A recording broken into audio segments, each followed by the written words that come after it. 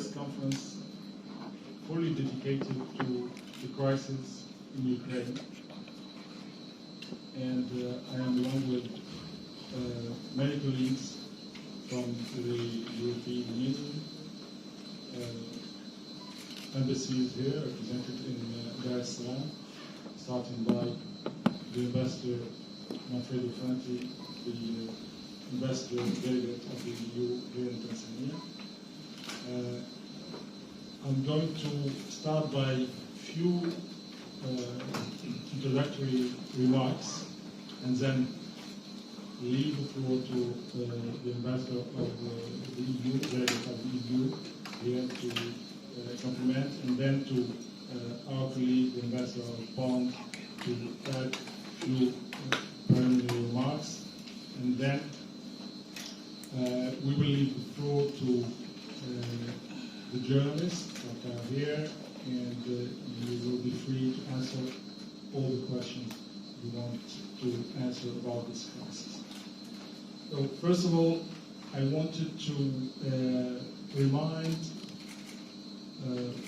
what we are talking about. We are not here to advocate for a country against another, Russia against Ukraine. This is not our objective. We are not holding a kind of op-ed as we saw recently in your newspapers. We are not siding with the people against another people.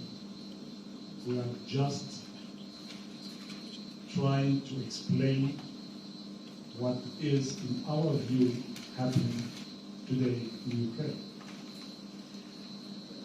First of all, the facts. What we are talking about is that an aggression, is that an invasion, or is that, as the Russians said, an attempt to end neo-Nazi regime? What we should guide us and guide you here in Tanzania and in Africa is what the neutral bodies, the international bodies, say about the situation. And the most neutral international body when it comes to conflicts and crises like these is the ICJ, the International Court of Justice, based in The Hague in the Netherlands. This court,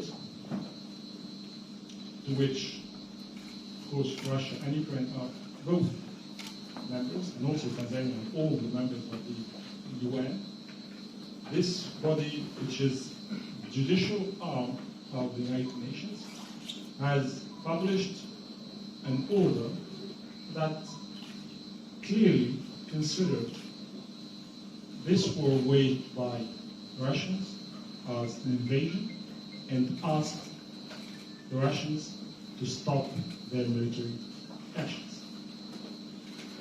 We consider this as a solid base to ask the Russians to stop this war. Our objective is not to be in war on Russia as French, as Europeans in general. Our objective is to stop the war that is waged today against Ukrainians and mostly civilians. But we have shared the text of this order made by the ICJ, and we will let you pick on it what is suitable for your public and for your audience. Second, considering these facts, what should be our attitude? I'm saying our attitude, not the French attitude or the EU attitude, our attitude collectively, with you, Tanzanians, with you, people in Africa. What should determine our position? The values that we have, the principles that guide our action, and also from other perspectives, the interests that we can share with Russia or Ukraine or the West or such and such country. When we talk about principles and values, we believe that we share values of freedom, democracy, rule of law with Tanzania, with the government of Tanzania. We saw it recently when President Samia Hassan came to Paris and held meetings with President Macron, and then in Brussels held meetings with President of the Commission and President of the Council of the European Union. We saw it also during the summit between Africa and the European Union, African Union and the European Union. So these values are common for us. These values do not tolerate this kind of aggression, this kind of invasions. Second, the interests that we can have. Tanzania and Africa in general are tightly linked to the EU. EU is the first investor in Tanzania and the first investor in Africa. EU is the first supplier and the first client, customer, or importer from Tanzania. And also about development, the commitment for development. EU and France are much more committed to the development of Africa than any other country, as neighbors and as spaces with very old ties and strong ties. I will give you one figure. The volume of the French aid to Africa is about $3 billion a year versus 30 million for Russia. So it's 100 more than the Russians can dedicate to Africa.